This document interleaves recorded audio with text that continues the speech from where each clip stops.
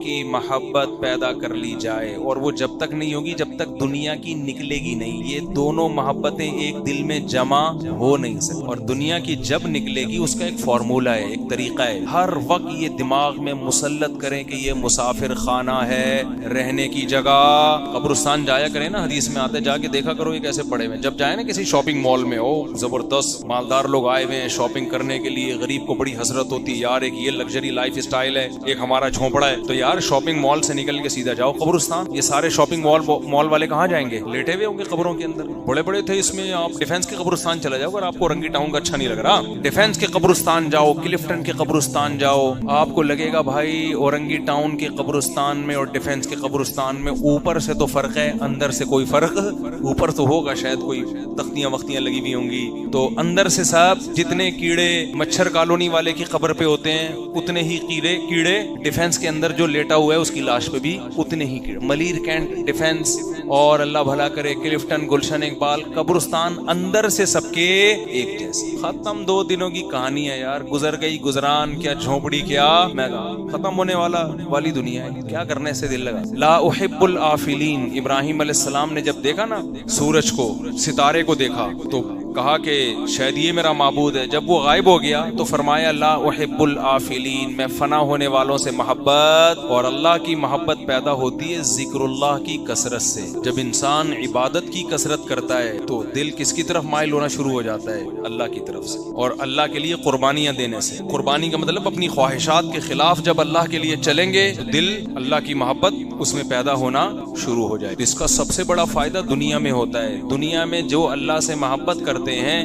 جو فوراً فائدہ ملتا ہے وہ سکون قلب، اطمینان، ایسے مزے کی زندگی، خوشی راحت والی زندگی. ایسا قرآن کہتا ہے نا الا بذکر اللہ تطمئن القلوب. وہ کسی نے ایک ویڈیو شیئر کی کہ یورپ میں کسی کنٹری میں کوئی خودکشی کے لیے جا رہا ہے تو ایک دم کسی نے بچا لیا نا اس کو، قربانی دی بس ڈرائیور. تو لوگوں نے کمنٹس کیے ہوئے تھے دیکھو وہاں کے لوگ کتنے اچھے ہوتے ہیں، بس ڈرائیور نے بس روک کے جا کے پکڑ کے خودکشی سے روکا ہے. واقعی بڑا اچھا کام کیا، اپریشیٹ کرنا چاہیے. لیکن یہ نہیں دیکھ رہے کہ خام خامے خودکشی کر کیوں رہا ہے. اس معاشرے کے پازیٹیو پہلو کو تو دکھایا جا رہا ہے کہ اگر ہمارے یہاں کوئی کر رہا ہوتا تو بس ڈرائیور نہیں روکتا، بلکہ عین ممکن ہے بس کی وجہ سے خودکشی کر رہی. کوئی 4K میں بیٹھ جائے نا کراچی میں، جب تک وہ بس کے اندر ہے اس کا دل کرے گا میں خودکشی کر لوں، کھڑکی سے چھلانگ لگا. وہ تو شکر ہے اترنے کے بعد پھر وہ سکون ملتا ہے. تو خودکشی کے خیالات 4K یہاں کھڑی ہوئی تھی نیو کراچی، چلا ہی نہیں رہا تھا، بھرے جا رہا ہے ہل ہی نہیں رہا. بڑی بس ہے تو لوگوں نے پیچھے ایسے باتیں شروع کر دی. کوئی کہہ رہا ہے تجھے اس کو نیمبو چٹاؤ، نیمبو پھر یہ ہلے گا. ڈرائیور نا ایسے لگتا ہے پی پا کے بیٹھ گیا آرام سے، بس اسے کوئی غم نہیں ہوتا پیچھے کس پہ کیا گزر رہی. تو ہمارے ہاں تو یعنی وہ جو بس ڈرائیور نے اس خاتون کو یا مرد کو جو بھی تھا اس کو خودکشی سے بچا لیا، بڑا اچھا کام کیا. انسانیت کو بچانا تو بہت بڑی عبادت ہے، موت سے بچانا. تو اس معاشرے کا یہ ایک پازیٹیو پہلو ہے. لیکن ایک بہت بڑا نیگیٹو بھی ہے کہ جہاں اتنے پازیٹیو لوگ رہتے ہوں جو اپنی جان پہ کھیل کے دوسروں کو بچا رہے ہوں، وہاں اتنے نیگیٹو پیدا کیسے ہو گئے جو خودکشی کرنا چاہتے ہیں. اور جہاں ہم جیسے اتنے نیگیٹو لوگ رہتے ہوں اس کے باوجود بھی اتنے لوگ خودکشی نہیں کر رہے. تو کوئی خوبی ہے نا یہاں پہ. وہ خوبی یہ کہ یہاں اللہ ہے جو تسلیاں دیتا ہے، بے روزگاروں کو بھی تسلی دیتا ہے. رزق کس کے ہاتھ میں ہے؟ میرے ہاتھ میں. ہر سال امتحان میں فیل ہونے والوں کو بھی تسلی دیتا ہے کہ دیکھو کتنے لوگ جو چور تھے اور کیا بن گئے وہ پاکستان، کتنے لوگ کچھ بھی نہیں آتا تھا کہاں پہنچے ہوئے ہیں. تم تو فیل ہو گئے نا میڈیکل کالج میں، ڈاکٹر بن کے کیا کر لیتے. تو خیر یہ تو ایک میں مزاح کر رہا ہوں. حقیقت میں وہ ایک ہے نا کہ ایک آدمی کا بچے کا تعارف کروا رہا تھا، یہ ڈاکٹر ہے، یہ فلاں ہے، یہ انجینئر ہے، یوں ہے. تو لوگوں نے کہا کہ اور یہ کیا ہے؟ اس نے کہا یہ چور ہے. اس نے اس کو گھر میں رکھا ہوا کیوں؟ کہہ رہے کما کے یہی لے کر آتا ہے، باقی سارے کچھ بھی نہیں کرتے. تو اللہ کی طرف سے تسلیاں ملتی ہیں غربت میں، مہنگائی میں، بیماریوں میں. کل ایک بزرگ سے ملاقات ہوئی پنجاب میں لاہور کا سفر تھا نا 1-2 دن کے لیے. تو ایک بڑے بوڑھے سے ملاقات، آرمی کے کوئی بڑے آفیسر تھے، سلام دعا تھی ان سے. تو وہ اپنے بوڑھے والد کی بڑی خدمت کر رہے تھے. ہم جب گئے تو انہوں نے اپنے والد صاحب سے بھی ملوایا. کتنا اچھا لگتا ہے کہ انسان اپنے بوڑھے باپ سے بھی سب کو ملوا رہا ہے. اس کی علامت ہوتی ہے اپنے باپ کو عزت. حالانکہ میرے ان کے والد سے کوئی نہ سلام دعا نہ کچھ، لیکن جو بھی ان کے پاس جائے گا وہ سب سے پہلے کس سے ملوائیں گے؟ بیڈ پہ پڑے ہوئے بوڑھے آدمی. مجھے بڑا اچھا لگا. دیکھو جتنی عزت یہ دے سکتے ہیں اتنی عزت دے رہے. تو نہ اولڈ ہاؤس میں جمع کرایا ابا کو، وہیں گھر میں خدمت ہو رہی ہے. میں گیا تو وہ بوڑھا بیچارہ کیا کہہ رہا ہے؟ بس دعا کرو میری مغفرت ہو جائے. بستر مرگ پہ ہوں، موت کے لیے تیار ہوں، کوئی غم نہیں ہے ایک غم کے سوا، وہ کیا ہے؟ آخرت میں بخشش. بس اتنا اچھا لگا مجھے کہ دیکھو مسلمان کا خاتمہ کتنا اچھا ہوتا ہے. دنیا دار آدمی کا خاتمہ اچھا نہیں ہوتا. وہ کہ یار میں مر کیوں رہا ہوں، میں کیوں مراؤں, مفتی صاحب کچھ ڈاکٹر لاؤ, کو ٹیکا لگائے, میں بچ جاؤں. مسلمان کو غم نہیں ہوتا موت زندگی کا, اتنا ٹینشن نہیں ہے اس کو. ٹینشن یہ ہے کہ آخرت میں بخشش ہو جائے. اور حدیث میں آتا ہے, نبی نے فرمایا جس کو موت کے وقت اللہ سے امید بھی ہو اور اپنے گناہوں کا خوف بھی ہو, تو اس کا مطلب اللہ اس کو معاف کرنا چاہتا ہے اور اس کی بخشش چاہتا ہے. یہ کنڈیشن بہت اچھی ہے کہ اپنے گناہوں سے ندامت بھی ہو آخری وقت میں, اور کچھ اللہ سے امیدیں بھی ہوں کہ بھئی ہمارے اعمال تو نہیں ہے, شاید اللہ بخش دے, رحمت کر دے. تو یہ تسلیاں ہمیں اللہ کی وجہ سے ملتی ہیں. جس کا جتنا گہرا اللہ سے تعلق ہوتا ہے اتنا ٹینشن لیس ہوتا ہے, اور جو اللہ سے جتنا دور ہوگا تو ٹھیک ہے خودکشی کرنے والوں کو بچائے گا, تو انسانیت کے ناطے کوئی بھروسہ نہیں ہے کل خود ہی اسی پل پہ کھڑا ہو اور کوئی دوسرا اس کو بچائے. اللہ تعالی ہمارے دلوں میں اپنی محبت پیدا فرمائے اور ہمارے دلوں کے قبلوں کو اللہ درست فرمائے. سب سے پہلے اپنا عقیدہ درست. اسلام کیا کہتا ہے؟ جس نے ہمیں نعمتیں دی ہیں اس کا شکر ادا کرو. تو شکر میں سب سے پہلی چیز یہ ہے کہ جس نے دی ہے مانو کہ وہی دینے کے قابل ہے, اس کے علاوہ کسی کو دینے کا اختیار نہیں ہے. اس لیے اسلام میں سب سے بڑا جرم کیا ہے؟ شرک. وَمَن يَدْعُ مَعَ اللَّهِ إِلَٰهًا آخر, جو اللہ کے سوا کسی کو پکارے گا تو اللہ کہتا ہے اس کا حساب کس کے ذمے ہے؟ میرے ذمے ہے, میں نہیں چھوڑوں گا اس کو. اس لیے ہم نعرہ صرف یا اللہ مدد, یا رسول اللہ مدد کا نعرہ بولتے کیوں نہیں لگے گا. یا علی مدد بولو نا, نہیں. ایاک نعبد و ایاک نستعین, اے اللہ ہم تیری ہی عبادت کرتے ہیں اور صرف تجھ سے مدد طلب کرتے ہیں. اللہ نے جب ہمیں بنایا تھا پانی سے, اس بنانے میں کوئی پیغمبر کوئی فرشتہ اللہ کے ساتھ شریک نہیں تھا. اللہ کہتے ہیں جب میں خود مختار ہوں, میں نے بنایا, تو ضرورتوں میں پکارو گے بھی کسے؟ صرف مجھے. لوگ کہتے ہیں کہ اللہ نے اپنے پیغمبر کو بھی اختیارات دے رکھے ہیں. اللہ کے دینے سے پیغمبر کے پاس بھی اختیارات آ گئے. اللہ قرآن میں جگہ جگہ اس شرک کی نفی کرتا ہے. اللہ کہتا ہے میں نے کسی کو کوئی اختیار نہیں دیا, نہ پیغمبر کو نہ کسی ولی کو. معجزے جو پیغمبروں سے صادر ہوتے ہیں وہ پیغمبروں سے نہیں ہوتے, وہ اصل میں کس سے ہوتے ہیں؟ اللہ سے ہوتے ہیں. اللہ نے کسی پیغمبر کو اختیار نہیں دیا کہ جب چاہے چاند کے 2 ٹکڑے کر دے, نہ. جب اللہ نے چاہا پیغمبر پہ وحی نازل کی کہ اے نبی آپ چاند کی طرف اشارہ کریں, میں اپنی قدرت سے چاند کے 2 ٹکڑے کر دوں گا. نبی نے اشارہ کیا, اللہ نے ٹکڑے کر دیے. تو یہ اختیار کس کے پاس ہے؟ اللہ کے پاس. پھر جوڑنے والا بھی کون چاند کو دوبارہ؟ اللہ. موسیٰ علیہ السلام کو اللہ نے کہا کہ لاٹھی زمین پہ ڈالو میں سانپ بنا دوں گا. حضرت موسیٰ کو اللہ نے یہ اختیار نہیں دیا کہ جب چاہو آپ لاٹھی کو سانپ بنا دو.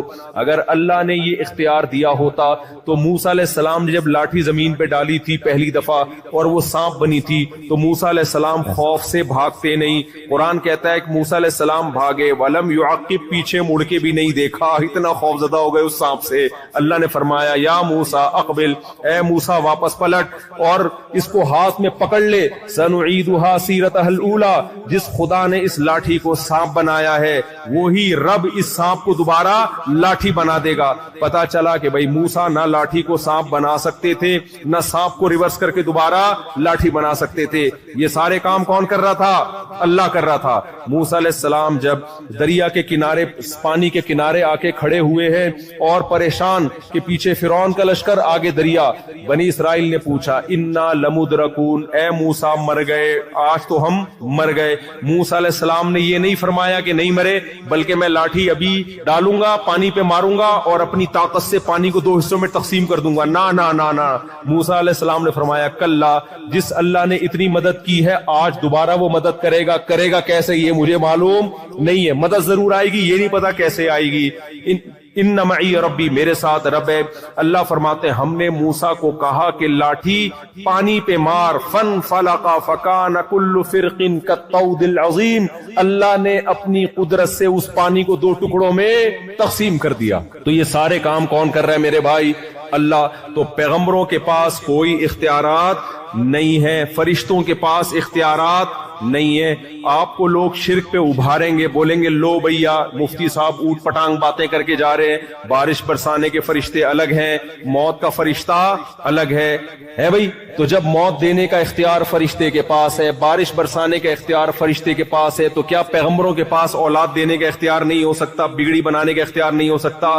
نہ موت کا اختیار فرشتے کے پاس نہیں ہے۔ موت روح نکالنے کا کام فرشتے سے لیا جاتا ہے، اختیارات فرشتے کو نہیں دیے جاتے۔ اس کی مثال ایسے ہے، میرے ہاتھ میں قلم ہے، آپ مجھے کہتے ہیں مفتی صاحب اس پہ سائن کر دیں، میں قلم سے سائن کرتا ہوں، آپ کہتے ہیں لے بھائی مفتی صاحب نے قلم سے سائن کا کام لیا ہے، لہذا قلم کے پاس یہ اختیارات ہیں کہ وہ سائن کر سکتا ہے۔ آپ نے کیا کیا، وہ پین مجھ سے لے لیا اور کہا آئندہ کبھی سائن کروانا ہوا تو چونکہ آپ قلم سے سائن کرواتے ہیں لہذا میں ڈائریکٹ قلم سے کہہ دیا کروں گا کہ وہ سائن کر دے۔ میں کیا کہوں گا میرے بھائی، قلم کے پاس نہ میرا نام لکھنے کا اختیار، نہ قلم کے پاس ایک تحریر لکھنے کا اختیار۔ قلم کا کام ہے جیسا جیسا میں اس کو جہاں جہاں گھماؤں گا اسی حساب سے وہ گھومے گا۔ تو اللہ میاں نے بھی موت کے فرشتے کو گچی سے پکڑا ہوا ہے اور بولا ہوا ہے کہ جیسے جیسے میں تجھ سے کام لوں گا اس طریقے سے تو روح قبض کرے گا۔ یہی وجہ ہے کہ ہم موت اور حیات کی دعا کبھی فرشتے سے نہیں مانگتے، کبھی ہم یہ نہیں کہتے اے اسرافیل، اے موت کے فرشتے کائنڈلی تھوڑی سی مجھے 1 سال کے لیے مہلت دے دے۔ ہمیں پتہ ہے یہ فرشتے کے پاس اختیارات نہیں ہے۔ ہم دعائیں کس سے مانگتے ہیں بھائی؟ اللہ سے۔ اے اللہ ابھی اس نے دوسری شادی کرنی ہے، ابھی 4 کرنی ہے، اے اللہ اس کو تھوڑی زندگی مزید دے دے، کرنے کے بعد یہ اس نے ویسے ہی مر جانا ہے تھوڑے دنوں میں، ابھی کیا کر دے، اس کو اختیارات دے دے، ابھی تھوڑی سی مہلت دے دے۔ تو بھائی اللہ فرشتوں سے کام لیتا ہے، اس کا مطلب یہ نہیں ہے کہ فرشتوں کے پاس اختیارات آ گئے ہیں۔ اللہ نے خضر علیہ السلام سے بھی کچھ کام لیے ہیں، اختیارات خضر علیہ السلام کو بھی نہیں دیے۔ تو نہ اختیارات پیغمبروں کے پاس نہ فرشتوں کے پاس، یہ سارے اختیارات کس کے پاس ہیں؟ اللہ کے پاس۔ ایک اور طریقے سے لوگ دھوکہ دیتے ہیں، بولتے ہیں لو بھائی یہ وہابڑے، وہابیوں کی سپرلیٹو ڈگری ہے وہابڑے، کہتے ہیں یہ وہابڑے عجیب بات کرتے ہیں کہ اللہ سے مانگو، جب ان کو مدد کی ضرورت پڑتی ہے پولیس سے مدد مانگتے ہیں کہ نہیں مانگتے ہیں بھائی؟ یہ پولیس سے مدد مانگتے ہیں تو واہ، پولیس سے مدد مانگنا جائز اور نبی سے مدد مانگنا جائز نہیں ہے۔ معاذ اللہ، انہوں نے تو نبی کا مقام پولیس سے بھی گھٹا دیا۔ بھائی جان آپ بحث کو خلط مل کر رہے ہو۔ مدد 2 طرح کی ہوتی ہے، ایک اسباب کے تحت اور ایک اسباب سے ہٹ کے۔ جب پولیس سے ہم مدد مانگتے ہیں تو وہ سائنٹیفک لاجک ہوتی ہے، فون کرو گے آپ، وہ گاڑی میں بیٹھ کے چلتے ہوئے آئیں گے، سائنسی اسباب اختیار کریں گے۔ اسباب کے اندر جو مدد مانگی جاتی ہے وہ شرک نہیں ہے، وہ تو ہم صبح شام ایک دوسرے سے مدد مانگ رہے ہوتے ہیں، وہ مدد مانگنا شرک ہے جو اسباب سے ہٹ کر۔ اللہ کوئی سبب نہ بھی ہو تو بھی کام کر سکتا ہے۔ ابراہیم علیہ السلام کو آگ میں ڈالا گیا، زندہ رہنے کی کوئی سائنٹیفک لاجک ہے؟ کوئی سائنسدان مانے گا؟ نہ، لیکن اللہ نے بچا کے دکھا دیا۔ عیسیٰ ابن مریم کو بغیر باپ کے پیدا کیا، کوئی سائنسدان مانے گا؟ بولتے کیوں نہیں مانے۔ ایک ایتھیسٹ نے کہا جب سے یہ ویڈیو کیمرے ایجاد ہوئے کرامتیں بند ہو گئی ہیں، تو کسی نے جواب میں دیا کہ بندر کا انسان بننا بھی بند ہو گیا جب سے۔ کہتے ہیں نا یہ سائنسدان کے بندر سے بنے ہیں۔ میں ابھی جنگل میں گیا ہوں نا، وہاں شپاٹا میں، شپاٹا اتنی مشکل سے، ایک اوکاچی مچی اتنی مشکل سے یاد ہوا تھا جاپان میں، ایک شپاٹا، تو وہاں اتنے بندروں کی قسمیں نظر آئیں، کوئی جوئیں نکال رہا ہے۔ میں نے کہا کوئی ایسا بندر دیکھو یار جو تھوڑا تھوڑا انسان بننا شروع ہو گیا ہو، تھوڑا تھوڑا سا لک آ رہا ہو اس کا۔ بے شک کروڑوں سال میں ہوا ہو بھائی، کروڑوں سال میں کچھ بندر تو ایسے ہوتے جو آدھے بندر ہوتے، آدھے وسیم لگ رہے ہوتے، غفار لگ رہے ہوتے۔ ایک ایسی نسل ہونی چاہیے تھی نا۔ یہ کیا بات ہے کہ ڈائریکٹ بندر نے چھلانگ مان کے انسان بنا اور بیچ کی ساری نسلیں اچانک مارکیٹ سے شارٹ ہو گئی؟ تو اس لیے یہ سب پھینکنے کی باتیں ہیں۔ اس طرح کی باتیں جب سائنٹسٹ کیا کریں تو بیٹھ کے لپیٹا کرو، اس کی کوئی لاجک نہیں ہے، فضول باتیں ہیں بالکل۔ خدا سے باغی کر رہے ہیں تمہیں۔ تو میں تو بھی گیا، میں نے بندروں کو بہت غور سے دیکھا، جہاں بندر آتے میں دیکھتا تھا، میں دیکھتا شاید یہ والا بننے والا ہو بھائی۔ تھوڑا تھوڑا بن چکا ہو, کوئی بھی نظر نہیں آیا. یا تو بندر تھے یا ڈائریکٹ ہم انسان تھے, بیچ کی کوئی نسل ہمیں نظر نہیں آئی. اور آپ کہہ سکتے ہو آپ نے ایک جنگل دیکھ لیا نا, ساری دنیا کے جنگل گئے ہو, تو ابے تم لوگوں نے تو ساری دنیا کے سائنسدانوں نے تو دیکھ لیا ہے نا, کیمرے تم نے فٹ کر کر کے گئے ہو, تمہیں بھی اب تک کوئی نظر نہیں آیا. تو یہ نہیں ہو سکتا بھائی. اور اگر بندر سے بنا بھی ہے تو بندر کیسے بن گیا؟ بندر تک بننا آسان ہے؟ بندر بھی تو ایک اللہ کی مخلوق ہے. اس کی آنکھیں دیکھو, اس کی ناک دیکھو, یہ بھی سافٹ ویئر ہے بھائی, یہ بھی خود بخود ایوالو ہو کے یہاں تک نہیں پہنچ سکتے. تو میں کیا بات کر رہا تھا, ایک تو میں باتیں بھولنے بہت لگا ہوں. یہ میں حافظہ کمزور نہیں ہے میرا, کہیں آپ سمجھیں کہ حافظہ کمزور ہے. میرا توجہ ایک دم ایک ٹاپک کی طرف ہوتی ہے تو پورا اسی میں گھسیڑ دیتا ہوں میں اپنے آپ. تو میں یہ عرض کر رہا تھا, ہاں عقیدے کی بات کر رہا تھا, توحید کے اسباب سے ہٹ کے کام کون کر سکتا ہے؟ اللہ. تبھی ہم دعا کرتے ہیں اللہ سے. دعا کہتے ہیں اسباب سے ہٹ کے کسی کو پکارنا. پولیس سے ہم دعا نہیں مانگتے. تو آپ یہاں بیٹھے بیٹھے نبی کو پکارو گے تو یہ اسباب کے تحت نہیں ہے, یہ اسباب سے ہٹ کے ہے. لہذا یہ والی پکار شرک ہے. تو یہ شرک اللہ کے ساتھ ناشکری ہے کہ میں نے بنایا, میں نے پیدا کیا, اور میں نے پیغمبروں کو اپنے انٹروڈکشن کے لیے بھیجا کہ مجھے پکارو, تم نے اسی پیغمبر کو معبود بنا لیا. عیسائیوں نے کیا کیا ہے, کہا کہ عیسیٰ بغیر باپ کے پیدا ہو گئے. معاذ اللہ, کون ہے اللہ کو باپ بنا دیا, معاذ اللہ, نقل کفر. اللہ نے کہا واہ بھائی واہ, ان مثل عیسیٰ عند اللہ کمثل آدم, عیسیٰ کی مثال اللہ کی نظر میں آدم کی طرح ہے. آدم کے نہ تو باپ تھے اور نہ ماں تھے. تو اے عیسائیوں تمہیں کیا ہو گیا کہ آدم کو اللہ کا بیٹا نہیں کہتے, جو باپ اور ماں دونوں کے بغیر پیدا ہوئے, اور جو ماں کے ذریعے پیدا ہوا اس کو اللہ کا بیٹا کہہ رہے ہو. تو تمہیں کیا ہو گیا بھائی, کیسی عقل ہے؟ کیوں نہیں کہہ دیتے اللہ نے اپنی قدرت سے بغیر باپ کے پیدا کر دیا؟ کیا ہوتا ہے بھائی, اللہ سب کچھ کر سکتا ہے. تو یہ ہمارا عقیدہ ہے بھائی, سارے اختیارات کس کے پاس ہیں. ہو سکتا ہے کچھ لوگ پھر یہاں ورغلائیں, لو بھائی جبریل آئے تھے, انہوں نے کہا تھا لِأَهَبَ لَكِ غُلَامًا زَكِيًّا, اے مریم میں تجھے ایک بیٹا ہبہ کرنا چاہتا ہوں. تو اسباب کے بغیر بیٹا ہو رہا تھا نا, بغیر باپ کے بیٹا ہو رہا ہے, اسباب کے تحت ہے, وداؤٹ اسباب ہے, کوئی لاجک بنتی ہے. تو جبریل کیا کہہ رہے ہیں, میں دے رہا ہوں. اس کا مطلب جبریل بھی بغیر سبب کے بگڑی بنا سکتے ہیں, کام کر سکتے ہیں. نا نا نا نا, یہ نسبت مجازی ہے. بعض دفعہ کام کوئی کر رہا ہوتا ہے, کسی سے لے رہا ہوتا ہے, تو نسبت مجازن اس کی طرف کر دی جاتی ہے. سمجھتے ہو کہ نہیں سمجھتے؟ جیسے قرآن میں آتا ہے کہ حلال و حرام کرنا صرف اللہ کا اختیار ہے, نبی کو بھی اختیار نہیں. لِمَ تُحَرِّمُ مَا أَحَلَّ اللَّهُ لَكَ, اے نبی جس چیز کو اللہ نے حلال کر دیا آپ اس کو حرام نہیں کر سکتے. دوسری جگہ قرآن کہہ رہا ہے يُحِلُّ لَهُمُ الطَّيِّبَاتُ وَيُحَرِّمُ عَلَيْهِمُ الْخَبَائِثَ, نبی ناجائز چیزوں کو حرام کر کے جائیں گے. ہے بھائی, ایک طرف قرآن کہہ رہے اے نبی آپ حرام حلال کا رائٹ آپ کے پاس نہیں ہے, ایک طرف اللہ کہہ رہے آپ بری چیزوں کو حرام کون کرے گا, آپ کریں گے. بھائی حرام اللہ ہی کرے گا, لیکن چونکہ نبی کی زبان کے ذریعے کرے گا اس لیے مجازن نسبت کس کی طرف کر دی, بولو, نبی کی طرف کر دی. یہ نسبت مجازی کہلاتی ہے. حقیقت میں کون کر رہا ہے؟ اس کی میں اکثر مثال دیتا ہوں. آپ ہوٹل میں جاتے ہو یا کسی کی دعوت میں جاتے ہو, کسی نے پوچھا بھائی تو نے کتنی بریانی کھائی, آپ نے کہا میں 2 پلیٹیں کھا گیا. اگلا کہہ رہے کمبخت تجھے بریانی کھانے بھیجا تھا, پلیٹیں کھانے تھوڑی بھیجا تھا میں نے تجھے, تو کیا کر کے آیا ہے؟ تو آپ کیا کہو گے, بھائی کھائی بریانی ہے, لیکن بریانی اور پلیٹوں کا ظرف مظروف کا رشتہ ہے آپس میں. ظرف اور مظروف کا, یہ علماء سمجھتے ہیں نا, ظرف اور مظروف کا رشتہ ہے. تو بعض دفعہ ظرف بول کے مظروف مراد لیا جاتا ہے کیونکہ دونوں کا ریلیشن بہت مضبوط ہے. اس میں حکمت یہ کوانٹٹی بتانے کے لیے کہ کتنی کھائی ہے میں نے. اگر میں بتاتا 2 بریانی کھا گیا تو تمہیں کیا پتا چلتا کوانٹٹی کتنی ہے, تو میں نے 2 پلیٹیں کہا, یعنی اتنی بریانی جتنی 2 پلیٹوں میں آ جاتی ہے. تو مجازی نسبت کے لیے کوئی مصلحت ہوتی ہے تو اللہ نے بھی کہا نبی حرام کر کے جائیں گے, یہ بتانے کے لیے کہ نبی کا فریضہ کیا ہے. نبی کا کام میڈیکل سائنس یا بزنس یا کاروبار نہیں ہے, نبی کا کام ہے شریعت بیان کرنا کہ کیا حلال ہے اور کیا حرام ہے. سمجھتے ہو کہ نہیں سمجھتے ہو؟ لوگ مجھ پہ اعتراض کرتے ہیں نا, یہ مولوی صاحب امریکہ, کینیڈا, جاپان کیا کرنے جا رہا ہے, جاپان میں اتنے بڑے بڑے سائنسدان ہیں, یہ مولوی کیا سائنسدان ہے جو وہاں جا رہا ہے؟ بھائی جاپانیوں کو سب کچھ پتا ہے, حلال و حرام کا علم جاپانیوں کے پاس نہیں ہے, یہ پیغمبروں کے پاس ہے, یہ پیغمبر کا فریضہ ہے. جب پیغمبر دنیا سے چلے گئے تو علماء پیغمبروں کے وارث ہیں. اب یہ علماء کا فریضہ ہے, تو جاپان میں اگر علماء پیدا ہوتے تو ہم وہاں جا کے یہ بیان نہ کرتے. سمجھتے ہو؟ ساری چیزیں انگریزوں کے پاس نہیں ہے. حلال و حرام کا علم کس کے پاس ہے؟ مسلمانوں کے پاس ہے, کیونکہ پیغمبروں کا علم مسلمانوں کے پاس ہے. تبھی تو انگریز کو پتہ ہی نہیں کہ سور حلال ہے کہ حرام ہے. انگریز لیگل انلیگل دیکھتا ہے, حلال و حرام ان کی ڈکشنری میں نہیں ہے. شراب حلال ہے حرام ہے، نہ انگریز دیکھے کہ لیگل ہے کہ اللیگل ہے، صحیح ہے نا، ہم لیگل اللیگل تھوڑی دیکھتے ہیں. اگر لیگل بھی ہو شراب پھر بھی ہمارے ہاں کیا ہے؟ حرام، کیونکہ پیغمبر نے حرام قرار دے دیا ہے. یہاں تو شراب لیگل ہے، آپ لوگ پیتے ہو کیا؟ پی کے آیا ہوا ہے تو بھائی تھوڑا پیچھے چلا جائے، کوئی بھروسہ نہیں ہے کہ بعض پی کے آیا ہوا ہوتا ہے، عجیب سی باتیں کر رہا ہوتا ہے. آج ایک آدمی کو ہم نے دیکھا دوپہر کو پتہ نہیں بھاگ رہا ہے، جاگنگ کر رہا ہے بے تکے ٹائم پہ. میں نے کہا یہ کون سا جاگنگ کا ٹائم ہے، پاؤں میں چپل پہنے ہوئے ہیں، عجیب اسٹائل. تو انہوں نے کہا بعض پی کے یہ بھی ہوتا ہے.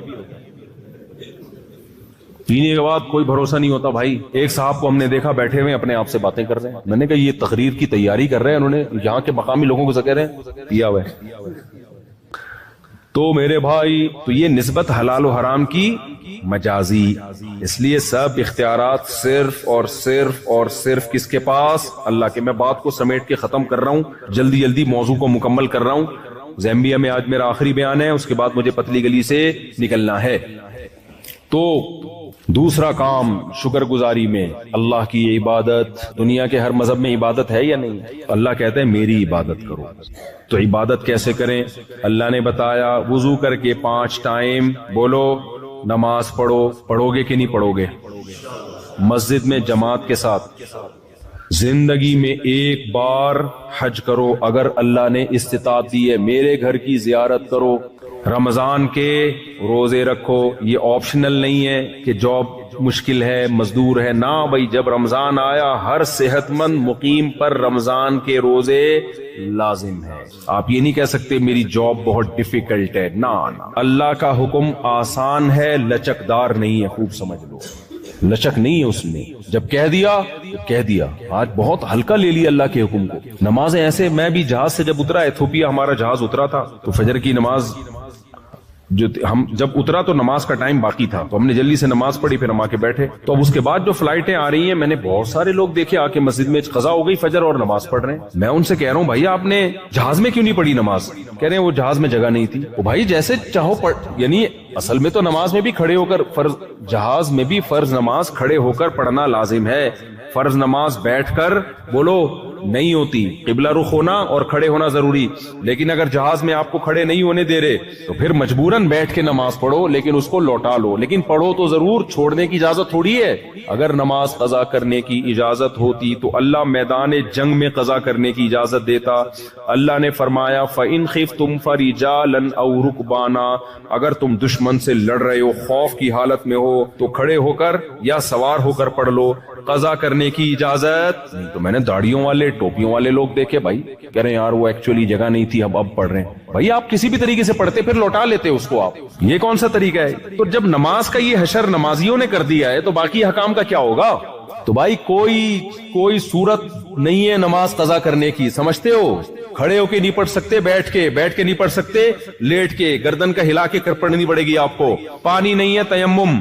یہ ساری رخصتیں اللہ نے اس لیے تو دی ہے کہ وقت سے مت ٹالو. اگر نماز کو اپنے ٹائم سے ٹالنے کی اجازت ہوتی، اللہ کہتا کوئی بات نہیں، کھڑے ہو کے نہیں پڑھ سکتے، بیٹھ کے نہیں، بلکہ گھر جا کے آرام سے تسلی سے چھٹیوں میں پڑھ لینا جب فرصت ملے گی. ابھی چھٹیاں آنے والی ہیں، تمہارے امتحان ہوں گے تو چھٹیاں آئیں گی، اسی وقت ساری لوٹا دینا اکٹھی بیٹھ کے. تو مذاق تھوڑی ہے نماز. تو عزم کرتے ہو کہ نہیں کرتے؟ ایسی کی تیسی کچھ بھی ہو جائے. آج کل تو ایسی بہترین ایپلیکیشن آ گئی ہیں جہازوں کے سفر میں. آپ ایپلیکیشن ڈاؤن لوڈ کرو، اس میں اپنے فلائٹ کا ٹائم اور جہاں ارائیول اور ڈپارچر کا ٹائم لکھو. وہ پورا ٹائم نماز کا کہ جہاز کس وقت کہاں ہوگا، کتنے بج کے کتنے منٹ پہ کون سی نماز کا ٹائم داخل ہو رہا ہوگا، قبلہ کدھر ہوگا. اللہ نے اتنی آسانی کر دی ہے. سمجھتے ہو؟ اور مستورات کو بھی نماز پڑھوایا کرو. بہت سے نمازی ہم نے دیکھے اپنی بیگم کے ساتھ سفر کر رہے ہیں. ابے اب کون جائے گا وضو کرے گا، ابے چھوڑ بعد میں بیگم کا. بھائی جان ابھی آزمائش ہے کہ نماز پڑھتا ہے کہ نہیں پڑھتا. خود بھی پڑھنا ہے، اپنے گھر والوں کو بھی. ٹرین کا سفر ہو، بس کا سفر ہو، نماز نہیں معاف ہے. ان الصلاۃ کانت علی المؤمنین کتابا موقوتا. اللہ کہہ رہے نماز مومنین پر مقررہ اوقات میں فرض ہے، اس کو دائیں بائیں کرنے کی اجازت نہیں ہے. تو پڑھو گے کہ نہیں پڑھو گے؟ تیسرا کام یہ رمضان کے روزے ہو گئے، حج ہو گیا زندگی میں ایک بار. اس کے بعد اللہ نے کچھ چیزیں ہم پہ ویسے ہی حرام کی ہیں جو اخلاقیات میں آتی ہیں. ان کا عبادت سے تعلق نہیں بلکہ اخلاقیات سے. اس میں اللہ نے فرمایا لا تقربوا الزنا، زنا کرنا تو دور کی بات، زنا کے قریب بھی مت پھٹکو۔ زنا کا آلٹرنیٹ اللہ نے ہمیں کیا دیا؟ بولو، نکاح دیا۔ غیر مسلم نکاح نہیں کرتے، زنا کرتے ہیں، اور اگر شادی کرتے بھی ہیں بہت دیر سے کرتے ہیں۔ ان میں کوئی اگر بالغ ہوتے ہی شادی کر لے اس کو بے وقوف سمجھا جاتا ہے۔ آپ عمل کر کے دکھاؤ، بولو بے وقوف تم ہو، ہم نہیں ہیں۔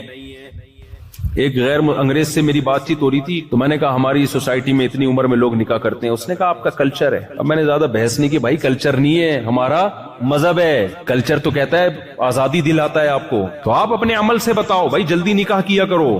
کوئی پوچھے کیوں؟ بولا ہمارے مذہب کا حکم ہے۔ بھائی اللہ کا حکم ہے، جب اللہ کا حکم آ جائے تو پھر آپشنل رہتا ہے وہ ہے بھائی، پھر کوئی عقل چلتی ہے، پھر ایکچولی بات ہوتی ہے کچھ۔ کوئی بھی آپ کا باس ہو آپ کو آرڈر دے یار یہ چیک ہے جا کے کیش کرا کے لو، آپ بولے ایکچولی سر ایکچولی میرے پیٹ میں درد ایکچولی، وہ بولے گا بھائی تو نے جاب کرنی ہے نہیں کرنی، نکل یہاں سے۔ تو اللہ کو اتنا ہلکا لے لیا بھائی۔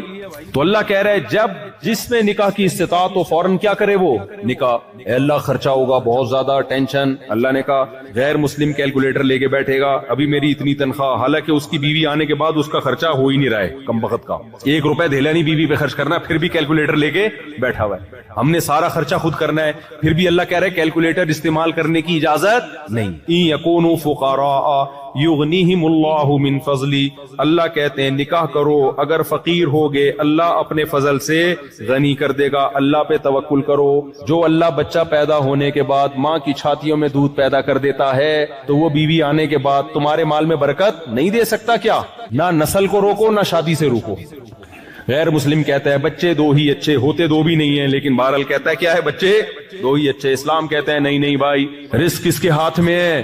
اللہ کیا؟ اللہ کو خاندانی آدمی پسند ہے۔ پارکوں میں لکھا ہوتا ہے فیملی کے ساتھ آئیں، ہو سکتا ہے جنت کے دروازے پہ اللہ لکھ دے فیملی کے ساتھ آؤ، پھر کیا کرو گے؟ کیا خیال ہے بھائی؟ تو میں تو 18 کے ساتھ نکل لوں گا، میں بولوں گا اللہ اور تو ہمارے پاس کوئی امال ہی نہیں ہے۔ کیا خیال ہے بھائی؟ اور تو ہمارے پاس اللہ پہ توکل کرو میرے بھائی، کیلکولیٹر لے کے نہیں بیٹھے رہا کرو۔ تمہارے ماں باپ کا احسان ہے تم پر کہ نسل نہیں روکی، تم پیدا ہو گئے، وہ بھی روک سکتے تھے۔ میرا باپ بھی 2 بچوں کے بعد نسل روک سکتا تھا تو میں تھوڑی پیدا ہوتا۔ میرے والد نے کس پہ توکل کیا؟ اللہ پہ، اللہ اولاد دے گا۔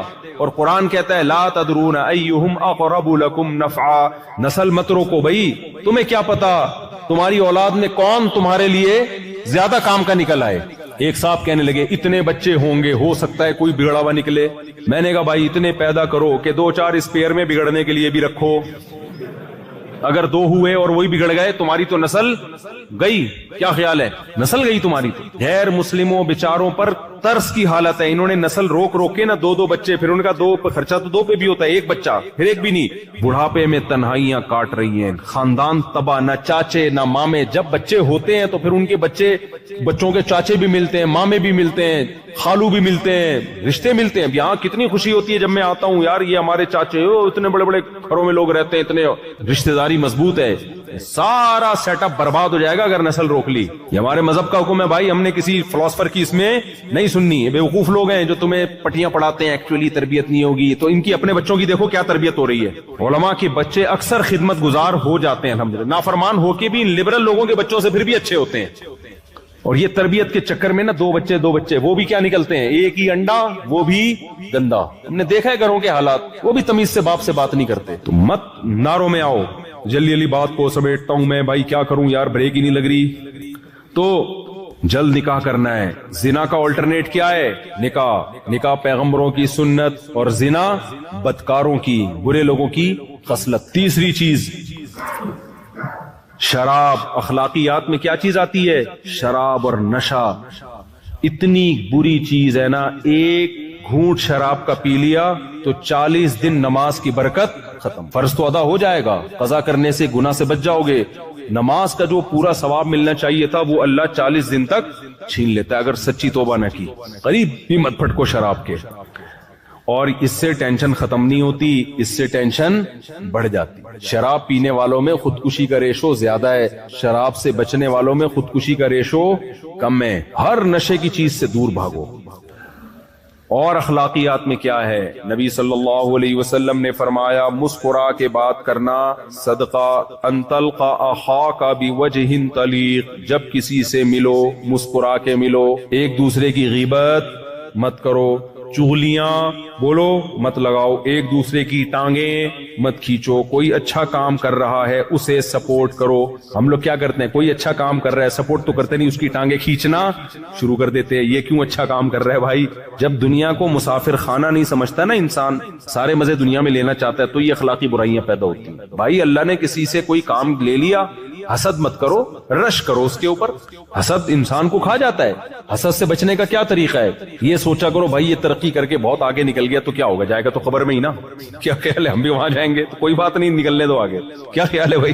اور دوسری بات یہ کہ اللہ کی تقدیر میں تھا کہ اس کو زیادہ دے گا مجھے کم دے گا، تو اللہ سے کوئی لڑ سکتا ہے؟ کوئی بات نہیں یار، چلو یار اس کو زیادہ مل گیا، یہ زیادہ خوبصورت ہے، یہ زیادہ صحت اچھی ہے، اس کی 4 ہو گئی ہماری نہیں ہو رہی، یار استغفر اللہ، اس کی جو ہے وہ پیسہ فلاں کے پاس زیادہ آ گیا، فلاں کو جو ہے نا کاروبار میں ترقی ہو گئی، فلاں کی عزت زیادہ ہو گئی، ہونے دو یار، چلتا ہے یار، کوئی بات نہیں، ہم اللہ کی تقدیر پہ راضی۔ شیطان کے ساتھ یہی تو پرابلم تھی، شیطان عبادت کرتا تھا، اس نے بولا یہ کیا مسئلہ ہو گیا یار، یہ آدم نیا نیا بنایا گیا اور اللہ کہہ رہا ہے اس کو سجدہ کرو، یہ تو پرابلم کریٹ ہو گئی نا، کیا خیال ہے بھائی؟ یہ تو معاذ اللہ نے پرابلم کریٹ کر دی ہے۔ میں اتنا پرانا اور یہ دفتر میں کوئی نیا امپلائی آئے اور باس اس کو اپنے قریب کر لے اور آپ 20 سال سے جاب کر رہے ہو، آپ کو دور رکھے، تو آپ کو غصہ آئے گا کہ نہیں آئے گا؟ تو شیطان کو بھی غصہ آیا کہ بھائی اللہ میاں نے اس کو میرے سامنے بنایا اور مجھے کہہ رہے اس کو سجدہ کرو، اڑ گیا شیطان۔ اب بھائی تو چھوڑ دے یار، تجھے بھی تو اللہ نے ہی بنایا ہے نا، جتنا تجھے دیا ہے تو اس پہ اللہ کا شکر ادا کر، کیا خیال ہے بھائی؟ اپنے سے کمتر کو دیکھ، اللہ تجھے گدھا بھی بنا سکتے تھے، اللہ تجھے خنزیر بنا سکتے تھے، تبھی حدیث میں آتا ہے دنیا میں ہمیشہ اپنے سے کمتر لوگوں کو دیکھا کرو، کمتر کو دیکھو گے تو شکر کی توفیق ملے گی، اپنے سے اونچوں کو دیکھو گے تو سوائے احساس کمتری کے کچھ بھی حاصل نہیں ہوگا۔ دوسروں کی بیویاں دیکھ دیکھ کے لوگ احساس کمتری میں جا رہے ہیں، پردہ تو آج کل ختم ہو گیا نا، ابے اس کی بیوی اتنی خوبصورت، میری والی ایسی، ابے بھائی تو دیکھ بہت سارے تجھ سے زیادہ ہینڈسم ہیں، ان کو بیویاں تجھ سے زیادہ بدصورت ملی ہوئی ہیں، ان کو دیکھا کر۔ ہمارے ایک جاننے والے کی شادی ہوئی، اتنی ٹینشن میں نا، ہمارے استاد سے آ کے کہنے لگا میری دلہن مجھے بالکل پسند نہیں آ رہی ہے، میں بہت ٹینشن میں ہوں، شکل اچھی نہیں ہے، ڈپریشن میں گیا ہوا۔ ہمارے استاد نے کہا ایسا کر، تو نے کبھی اپنے آپ کو شیشے میں دیکھا ہے؟ کہہ رہے بہت دفعہ دیکھا۔ کہہ رہے آج اس نیت سے دیکھ کہ اس ڈیزائن پہ تجھے یہ مل گئی، یہ اللہ کا شکر ہے یا نہیں ہے، اپنا ڈیزائن چیک کر دوبارہ سے۔ واقعی اس نے شیشے میں دیکھا، کہا کہ میں اب اللہ کا شکر ادا کر رہا ہوں۔ آج تک اس نیت سے کبھی اس نے اپنے آپ کو دیکھا، اب کمپیئر کر کے دیکھا کہ اس سے تو پھر بھی یعنی میں زیادہ بدصورت ہوں، تو اس ڈیزائن پہ یہ بھی غنیمت ہے اللہ۔ اپنا ڈیزائن دیکھتے نہیں ہو میرے بھائی، فلمی اداکاروں کو دیکھ رہے ہیں تو اس سے نعمت کی ناقدری ہوتی ہے، انسان ٹینشن میں جاتا ہے۔ تو تقدیر پہ راضی رہو بھائی، جو ہے اللہ کا دیا، میں اللہ کی تقدیر پہ راضی ہوں، کوئی بات نہیں، اللہ نے اس کو زیادہ نواز دیا، زیادہ دے دیا، کوئی بات نہیں۔ میں نے گھر میں بورنگ کروائی تھی تو چند مزدور آئے، بڑی محنت سے بورنگ کر رہے تھے، اور ٹھیکیدار نا کرسی پہ بیٹھا ہوا چائے پہ چائے پی رہا ہے، بس وہ تو ٹھیکیدار تھا نا، اس نے ان سے کام لینا تھا۔ تو میں نے اس مزدور سے کہا کہ یار ٹھیکیدار کو کچھ بھی نہیں، وہ کام پیسہ زیادہ ٹھیکیدار کما رہا ہے، کام سارا تم کر رہے ہو ہے بھائی، وہ تو صرف آرڈر پکڑتا ہے، مزدوروں سے رابطہ کرتا ہے، سارا پیسہ لے گا تو ان کو ان کے کمیشن دیا، اور سارا آرام سے بیٹھ کے دودھ پتی پی رہا ہے، پان گٹکا چبا رہا ہے اور پیسے کما رہا ہے۔ تو میں نے مزدور سے کہا، میں نے کہا محنت تمہاری اتنی، پیسہ یہ کما رہا ہے، تمہیں غصہ نہیں آتا؟ اس مزدور نے کہا نہیں بھائی اللہ کی دین ہے یار، اللہ کسی کو اس طرح دیتا ہے کسی کو اس طرح دیتا ہے، خوش۔ میں نے کہا دیکھو 2 منٹ میں اس نے مسئلہ کیا کر دیا، سارے ٹھیکیدار بن جائیں تو بورنگ کراچی میں ہوتا تو میں کہتا تمہارا باپ کرے گا پھر۔ بھائی اللہ کی تقسیم ہے، کسی کو اللہ نے ٹھیکیدار بنا دیا اور کسی کو اللہ نے سارے ہی ٹھیکیدار بن جائیں تو پھر تھوڑی، پھر کون بورنگ کرے گا بیٹھ کے؟ تو یہ اللہ کی دین ہے میرے بھائی۔ یبسط الرزق لمن یشاء، جس کو چاہتا ہوں رزق کے دروازے کھول دیتا ہوں، ویقبض، جس کے چاہتا ہوں رزق کے دروازے بند کر دیتا ہوں۔ لیکن تسلی اللہ نے جس کے رزق کے دروازے کم کر دیے اس کو بھی دی ہے۔ بھائی زیادہ ٹینشن لینے کی ضرورت نہیں ہے، یہ جو اتنا کروڑ پتی بن گیا یہ بھی قبرستان میں جانے والا ہے، ٹھیک ہے، تو بھی کہاں جانے والا ہے، اندر جا کے دونوں کیا ہو جاؤ گے؟ برابر۔ جب قبر کھود کے دیکھی جائے تو رکشے والے کی قبر میں اور 1000 گز کے بنگلے والے کی قبر میں اندر سے کوئی فرق نہیں ہوتا۔ تو اس لیے اخلاقیات میں کیا ہے؟ ایک دوسرے سے حسد اور جیلسی بولو مت کرو، غیبتیں، چغلیاں، مخالفتیں مت کرو ایک دوسرے کی۔ اور اخلاقیات میں یہ تو اخلاقیات، دوسرا کیا ہے؟ حقوق العباد، تو اللہ کے بندوں کے حقوق میں سب سے پہلے والدین، اس کے بعد بھائی بہن، اولاد، جتنا قریبی رشتہ ہوگا اللہ نے اس کا حق اتنا زیادہ بتایا۔ یہ چند باتیں ہیں، دو باتیں کر کے میں اپنے بیان کو ختم کر رہا ہوں۔ ایک بات یہ کہ اس ملک میں ہمیں فرقہ واریت نظر نہیں آئی، الحمدللہ۔ برما میں گیا کوئی فرقہ نہیں، افریقہ میں آیا ہوں اب تک کی رپورٹ کے مطابق کوئی فرقہ نہیں۔ ہوتا پتہ ہے کیا ہے آج کل دھوکہ کیا ہو رہا ہے؟ کوئی نیا فرقہ بنے گا، اس سے فرق کرنے کے لیے آپ کو بھی کوئی نام دے دیا جائے گا، پھر لوگ کہیں گے دیکھو یہ نیا فرقہ بن رہا ہے، آپ کو پھر کیا کہا جائے گا؟ فرقہ۔ جیسے میں نے ابھی ایک بیان کیا کہ علماء دیوبند کوئی فرقہ نہیں ہے۔ جب سے اسلام آیا نا بر صغیر میں، برما میں، ہندوستان میں، افغانستان میں، ایران میں، شیعہ لوگوں کے علاوہ جو اہل سنت والجماعت کا مسلک آیا تو ہم اسی کو فالو کرتے چلے آ رہے ہیں۔ بہت سے نئے نئے فرقے ہندوستان میں بنے جن کی ڈیٹ آف برتھ بھی ہمیں معلوم ہے، ان سے فرق کرنے کے لیے لوگوں نے ہمیں دیوبند کا نام دے دیا، تو پھر لوگوں نے کہنا شروع کر دیا دیوبندی ایک فرقہ ہے۔ بھائی دیوبندی فرقہ نہیں ہے، یہ علماء بر صغیر کے، یہ تو صدیوں سے جو اسلام آیا تھا اسی کو فالو کرتے آ رہے ہیں، ان سے جو ہٹے اور نئے نئے نام دیے وہ نئے نئے فرقے بنے ہیں۔ سمجھ میں آ رہی ہے کہ نہیں آ رہی ہے بات؟ تو فرقہ واریت سے بچنے کا طریقہ میں آج آپ کو بتاتا ہوں۔ دیکھو نبی صلی اللہ علیہ وسلم نے، یہ بہت امپورٹنٹ بات ہے، اس کو گچی سے پکڑ لو، کیونکہ جہاں بھی پاکستانی جاتا ہے نا وہاں کچھ نہ کچھ نئے نئے جو اسکالر آ رہے ہیں نا یہ کچھ نہ کچھ گند کرتے ہیں۔ دیکھو نبی صلی اللہ علیہ وسلم نے فرمایا میری امت 73 فرقوں میں تقسیم ہوگی، ان 73 میں 72 جہنمی، ایک جنتی۔ وہ ایک جو جنتی ہے اس کے بارے میں نبی نے فرمایا ما انا علیہ و اصحابی، جلدی جلدی سمیٹ رہا ہوں میں، کہ جو میرے اور صحابہ کے طریقے کو فالو کرے گا۔ اسی وجہ سے علماء نے اس جنتی فرقے کا نام رکھا اہل سنت والجماعت۔ سنت سے مراد نبی اور جماعت سے مراد صحابہ۔ جو بھی نبی اور صحابہ کے طریقے سے ہٹ کے قرآن کو ایکسپلین کرے گا وہ کس میں جائے گا؟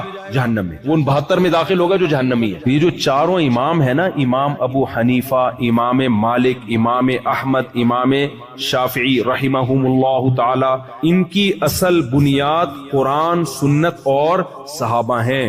یہ کبھی اجماع صحابہ کے خلاف بولو نہیں جاتے، تبھی چاروں امام 3 طلاقوں کو 3 کہتے ہیں۔ وجہ کیا ہے کہ صحابہ سارے کے سارے 3 طلاقوں کو اکٹھی 3 طلاقوں کو 3 مانتے تھے، یہ صحابہ کے اجماع کے خلاف نہیں جاتے تھے یہ لوگ۔ ہاں کچھ مسائل میں ان میں اختلاف ہوا، اس اختلاف کی وجہ سے وہ جہنمی فرقوں میں نہیں آ جاتے۔ اس کی دلیل بھی حدیث سے ثابت ہے۔ نبی صلی اللہ علیہ وسلم نے صحابہ کو بھیجا کہ تم میں کوئی عصر کی نماز نہ پڑھے جب تک بنو قریظہ نہ پہنچ جاؤ۔ جلدی جلدی حدیث بیان کر رہا ہوں۔ صحابہ گئے، عصر کی نماز قضا ہونے لگی۔ اب بعض نے کہا بھائی نبی کا مقصد یہ تھوڑی تھا کہ نماز قضا کر دی جائے، اس لیے ہم نماز پڑھیں گے، قرآن نے حکم دیا ہے عصر کی نماز کی حفاظت کرو، درمیانی نماز کی حفاظت کرو۔ بعض نے کہا بھائی نبی کی بات کا مطلب یہ نہیں تھا لہذا ہم نماز پڑھیں گے۔ بعض نے کہا بھائی مطلب تھا یا نہیں تھا، نبی کا حکم یہ کہ نہیں پڑھنی تو ہم نہیں پڑھیں گے۔ اب حدیث کی تشریح میں اختلاف ہوا کہ نہیں ہوا؟ دونوں کے پاس دلیل ہے، ایک قرآن سے دلیل لے رہا ہے، ایک حدیث سے دلیل لے رہا ہے۔ دلیل کس کے پاس ہے؟ دونوں کے پاس۔ نبی نے دونوں کو ملامت بولو نہیں کی۔ کوئی یہ کہہ سکتا ہے یہ 2 الگ الگ فرقے تھے، ایک کہتا ہے نماز پڑھنی چاہیے، دوسرا کہتا ہے نماز نہیں پڑھنی چاہیے۔ بھائی یہ فرقے نہیں تھے، یہ مکتبہ فکر تھے، رائے کا اختلاف تھا قرآن و سنت کو سمجھنے میں۔ اس اختلاف کی بیس پہ کوئی رائے وجود میں آئے تو اس رائے کو فرقہ نہیں کہا جا سکتا۔ یہ جو امام ابو حنیفہ، امام مالک، امام شافعی، امام احمد بن حنبل، انہوں نے قرآن و سنت پہ ریسرچ کی ہے تو بہت سارے مسائل میں ان کا اتفاق ہو گیا، اور کچھ مسائل ایسے تھے جن میں ادھر بھی دلیل ادھر بھی دلیل، تو ان مسائل میں ان کا اختلاف ہو گیا، اور انہوں نے اسلامی قانون کو مرتب کر لیا۔ جب اسلامی قانون مرتب ہوا تو پوری دنیا میں انہی کے فالوورز پھیل گئے، پوری دنیا میں، بر صغیر میں، ہندوستان، پاکستان، اسی طرح روس کی ریاستیں، ازبکستان، بخارا، سمرقند، ان علاقوں میں، افغانستان اور برما، یہ پورے علاقوں میں فقہ حنفی آیا۔ سمجھتے ہو؟ تو یہ سارے کے سارے یہاں اسلام لانے والے ہی حنفی تھے۔ تو یہاں قدیم جو اسلام آیا ہے وہ کون لے کر آئے ہیں؟ حنفی علماء لے کر آئے ہیں، تبھی صدیوں سے یہاں فقہ حنفی کو فالو کیا جا رہا ہے۔ آپ جس کنٹری میں رہتے ہیں یہاں زیادہ تر لوگ مالکی ہیں. میں نے یہاں دیکھے نماز پڑھتے ہوئے فقہ مالکیہ کو. یہاں امام مالک رحمہ اللہ تعالی کی تحقیقات کو فالو کیا گیا. سعودی عرب میں بہت تھوڑے سے علاقے میں 2% لوگوں نے امام احمد ابن حنبل کے فقہ کو فالو کیا. اسی طرح ملیشیا انڈونیشیا میں اسلام گیا تو شوافے گئے وہاں پہ فقہ شافی. تو پوری دنیا صدیوں تک ان 4 فقہ کو فالو کرتی رہی ہے. لہذا کوئی اگر اٹھ کے کہے یہ 4 فقہ فرقے ہیں تو وہ 100% غلط بات کر رہا ہے, کیونکہ اس کا مطلب تو پھر پوری امت ہی جہنم میں چلی گئی نا. بچے گا کون؟ ابے کیا ہو گیا؟ تو بچے گا پھر کوئی؟ پھر وہی دال چاول والا قصہ ہو جائے گا جو میں بار بار بیان کرتا ہوں. ایک آدمی نے خواب دیکھا کہ جنت میں دال چاول کھائی جا رہی ہے, جہنم میں دیگیں پک رہی ہیں. اس نے کہا یار یہ کیا مذاق ہے؟ تو فرشتے نے بولا 4 آدمی آئے ہیں جنت میں دال چاول ہی پکائیں گے, اب دیگیں تھوڑی پکائیں گے ان کے لیے ہم. کچھ لوگ اسلام کو ایسا ایکسپلین کرتے ہیں کہ ایسا لگتا ہے یہ 4-6 آدمی ٹھیک ہیں, باقی سارے صدیوں سے کیا کر رہے ہیں؟ گھاس کھا رہے ہیں. تو امام ابو حنیفہ کا جو فقہ ہے وہ فقہ حنفی ہے وہ فقہ محمدی, نبی کا فقہ ہی ہے. اس کو مرتب امام ابو حنیفہ نے کیا, ان کے شاگردوں نے. اس لیے نسبت کس کی طرف کر دی؟ امام حنیفہ کی طرف. جیسے مصحف عثمانی, حضرت عثمان, یہ جو ہم مصحف پڑھتے ہیں نا قرآن, اس کو مصحف عثمانی کہا جاتا ہے. تو کیا مطلب یہ نبی کا مصحف نہیں ہے کیا؟ بھائی نبی کا مصحف ہے, لیکن اس کو ترتیب کس نے دیا ہے؟ جمع حضرت عثمان نے. تو نسبت کس کی طرف کر دی ہے؟ اب کوئی کہے ہم ابو حنیفہ فقہ حنفی کو نہیں, ہم قرآن و حدیث کو مانتے ہیں, اس کو چاہیے اپنی کھوپڑی کا علاج کرائے. یہ ایسا ہی ہے جو کہے میں مصحف عثمانی نہیں مانوں گا, میں مصحف محمدی مانوں گا. تو کہاں سے لائے گا مصحف محمدی؟ نبی کا مصحف مرتب کس نے کیا ہے؟ کوئی کہے میں بخاری کی حدیث نہیں مانوں گا, میں نبی کی حدیث مانوں گا. بھائی امام بخاری نے جو نبی کی باتوں کو جمع کیا, تو جن باتوں کو امام بخاری نے مرتب کیا اس کو بخاری کی حدیث کہا جاتا ہے وہ نبی کی حدیث. تو یہ جو قانون اسلامی مرتب ہوا ہے نا, اس مرتب شدہ قانون کو کیا کہا جاتا ہے؟ جس کو امام مالک نے مرتب کیا اس کو فقہ مالکیہ. تو یہ پوری دنیا میں پھیل گیا, اور جب گیا ہے تو پھر پوری دنیا میں مسلمانوں نے اسی کو فالو کیا ہے. ہر شخص کو اجازت نہیں دی ہے کہ وہ خود قرآن و حدیث میں تحقیق کر کے چیزیں لائے مارکیٹ میں.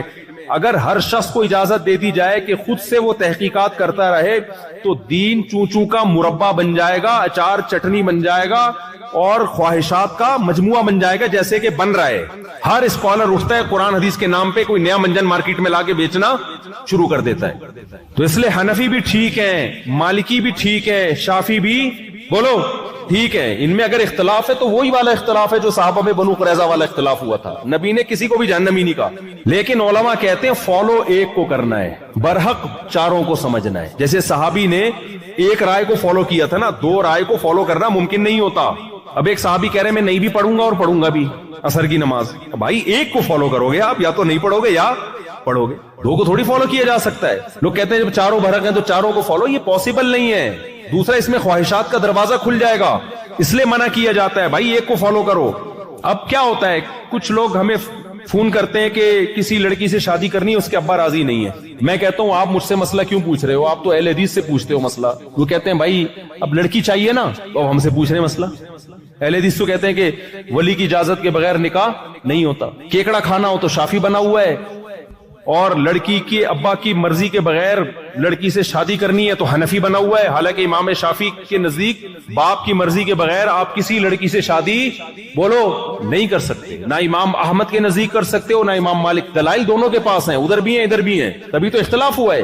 تو اس لیے آپ اگر فرقواریت سے بچنا چاہتے ہو تو وہی طریقہ ہے جو صدیوں سے چلا آ رہا ہے. ایک کو فالو کرو مضبوطی کے ساتھ, اور دوسرے پہ طنز مت کرو. ہاں کچھ چیزیں ایسی ہیں جو فقہ حنفی میں یا فقہ شافی میں ہیں نہیں, گھسیڑ دی گئی ہیں, وہ بدعتیں کہلاتی ہیں. ان بدعات میں کسی کو فالو نہیں کرنا, بدعت کا بائیکاٹ کرنا ہے. اب وہ بدعتیں کیا کیا ہیں جو حنفیوں میں بھی ہیں, کچھ شافیوں میں ہیں, کچھ مالکیوں میں ہے, وہ میں بدعتوں پہ بیان کروں گا تو بہت لمبا بیان ہو جائے گا. بدعت نہیں کسی کی نہیں ماننی ہم نے. اور دوسری بات یہ کہ کچھ لوگ آئیں گے آپ کے پاس, امام حنیفہ نے یہ کہا, امام شافی نے یہ کہا, اس کی کوئی دلیل نہیں.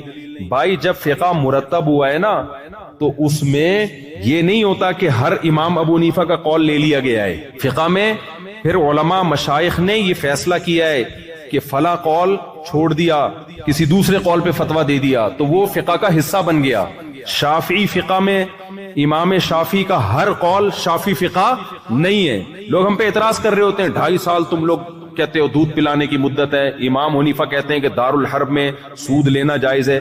بھائی فقہ حنفی میں جائز نہیں ہے، فقہ حنفی میں 2 سال کے بعد دودھ پلانا ناجائز ہے. تو اس میں فقہا خود فیصلہ کر چکے ہیں. بعض دفعہ امام حنیفہ تک حدیث نہیں پہنچی ہوتی. امام حنیفہ کے نزدیک بارش کے وقت نماز استسقاء نہیں ہے.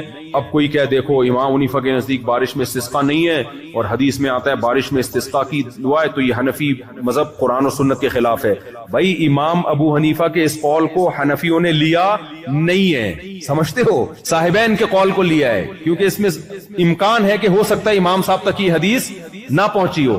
تو ہر اشکال کا جواب علماء کے پاس موجود ہے، لیکن کچھ لوگ آئیں گے آپ کو مختلف طریقوں سے توڑنے کی کوشش کریں گے. تو آج جو بھی کم بخت اتحاد کا لیبل لگا کے امت کو جوڑنے کی بات کر رہا ہے نا، وہ اصل میں نیا فرقہ بنا رہا ہوتا ہے، ایک نیا منجن مارکیٹ میں لا رہا ہوتا ہے. تو یہاں مالکی لوگ ہیں، ان کو مت چھیڑو.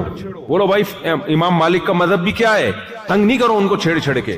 یہ بھی ٹھیک ہے. میں مسجد نبوی میں بیٹھا تھا، ایک شخص اردو میں تقریر کر رہا ہے، کسی نے پوچھا امام مالک کہتے ہیں ہاتھ چھوڑ کے نماز پڑھو. اس نے اتنا سخت امام مالک کے خلاف تقریر کی ہے، ہم نے نبی کا کلمہ پڑھا، امام مالک کا کلمہ نہیں پڑھا. وہ کم بخت امام مالک نے کس کا کلمہ پڑھا تھا؟ انہوں نے کہا نبی کا کلمہ نہیں پڑھا تھا. اور مجھے حیران ہوا کہ میں کئی سال امام مالک نے اس مسجد میں بیٹھ کے درس دیا ہے. اور کب درس دیا ہے؟